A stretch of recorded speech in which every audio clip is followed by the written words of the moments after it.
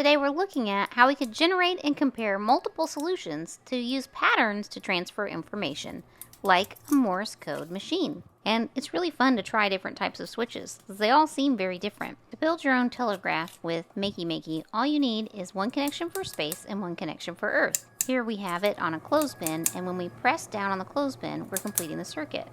But you could also do it with 2 paper clips. You could do it with a plastic cup. You can make all kinds of things. We even made one out of a paper plate.